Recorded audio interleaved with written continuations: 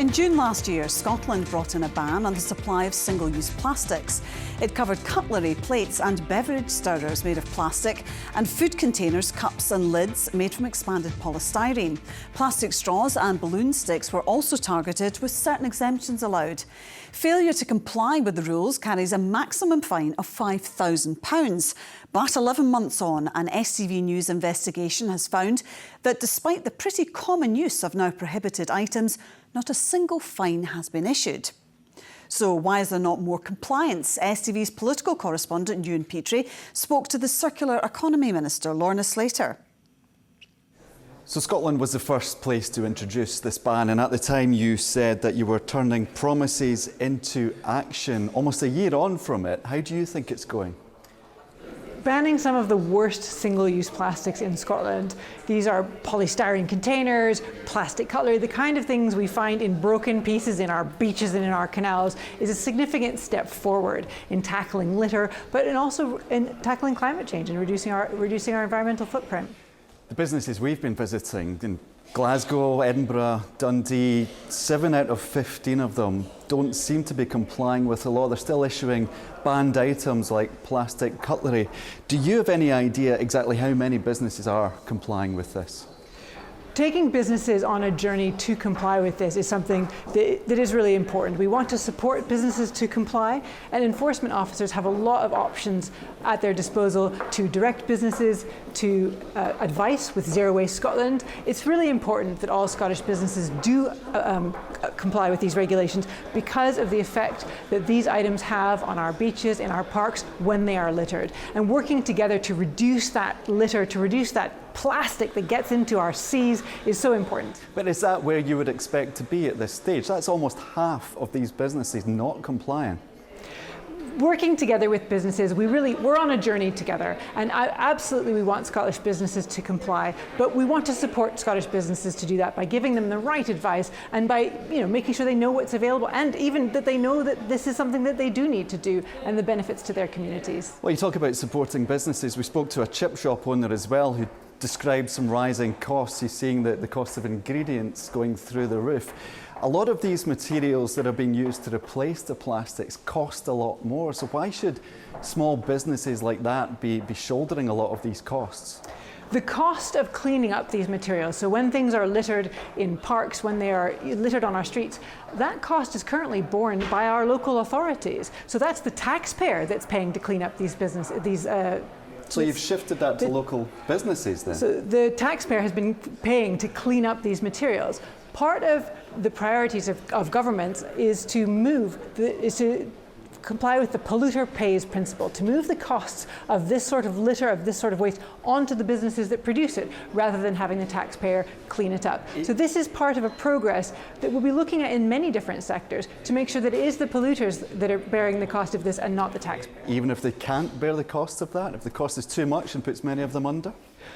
I don't think you have evidence to say, show that it is putting businesses under. It's an additional cost on top of everything else that they're having to deal with, rising energy bills, rising ingredient prices, for example.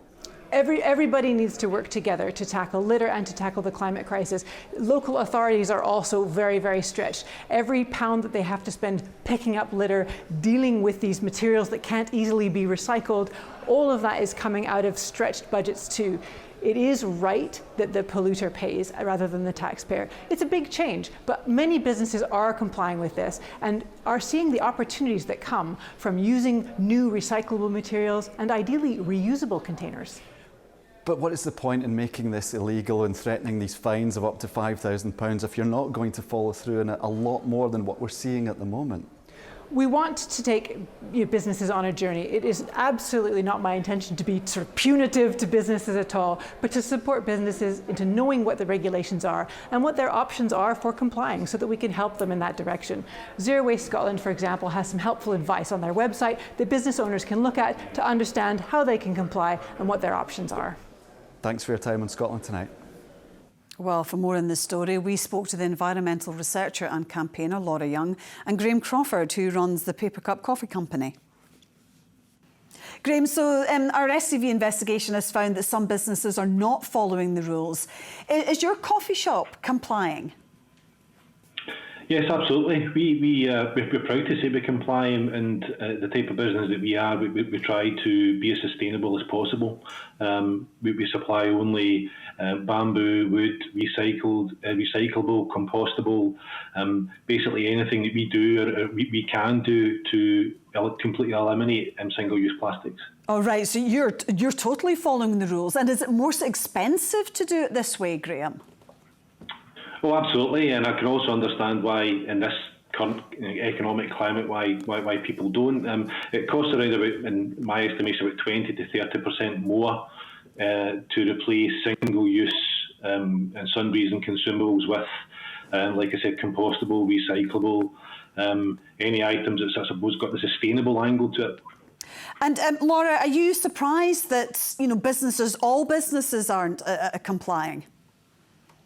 I am surprised that there isn't a higher compliance rate, but I'm also really surprised by your findings that we aren't seeing any consequences for that. This was a really landmark policy. It was really leading the way globally, actually, kind of cracking down on single-use plastic. So it's a real shame to see that it seems to have just been a talking exercise and that we don't actually have the compliance that we want or the consequences. And it means, why should businesses comply if there doesn't seem to be any consequences for that action?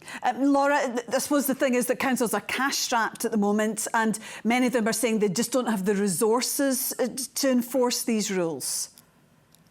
I think we need to work out why this policy was put in place when councils maybe don't have that, and how the government are going to guide our councils to do that, because ultimately we know that there are big consequences to our environment, to our waste workers, the waste industry, to production, to the environmental footprint if we don't get this right. So we really need to make sure that we have the systems in place before we put really groundbreaking policies for plastic or any other environmental issue. And so I hope that we can find a way that councils can easily be able to check compliance, but also get the information out there to businesses that maybe aren't aware of this change and how they can get up to speed and make sure that they are compliant with these regulations. I mean, Graham, do you feel you had enough information to follow the rules? Because it seems that some businesses don't seem to know anything about it. Well, Laura's right. The legislation is completely self-managed, and it all comes down to what kind of business that you want to be. The business that we are is one who cares about the environment and the products that we provide, and the story that we have in the back of that we can say that we close the loop in terms of our sustainability approach. But there's absolutely nobody out there no council who's, I suppose, managing it on behalf of the business owners themselves. They've been allowed to make these choices based on, I suppose, profit, not having to spend more with the single-use plastics, for example. And Graham, how do you feel that you're complying, others aren't? Do you think that's unfair? It's completely unfair. It's completely unfair because there is nobody there applying the law, as it were, and especially, like I said before, in these difficult financial times, I can understand why people are making these decisions, but when there's absolutely no consequences, the decisions are essentially easier to make. And it's hard when we see ourselves being, I suppose, handicapped by having to shell out more for like sort of the recyclable, compostable, and sustainable sundries and yeah, I mean it's a tricky subject, isn't it? And Laura, why is it so important to stop using these plastics? Why is it so important to try and aim for this 100% compliance? If you look at any sort of organisation that is involved in cleaning up our streets, our rivers, our beaches, Keep Scotland Beautiful, the Marine Conservation Society, when they have data collection of what we find, we know that the vast majority, especially in our streets, is from takeaway containers. And so it's really important for a litter point of view to be, cracking down on some of those really harmful single-use plastics. But we also know that we need to be moving to more sustainable materials, also moving more circular. We obviously want to, continue to move away from all single-use things. And so that's why we really need to crack down on this, because we know how harmful single-use plastics are. We know how much energy goes into them. We know how problematic they are for our waste industry. And we need to be moving to recyclable materials, things that are not harmful, but then also pushing for that sustainable excellence. Okay. And there's great organisations such as Zero Waste Scotland there's loads of information Okay. for companies like to do that. OK, Laura and Graham, thank you so much for joining us this evening. Thank you.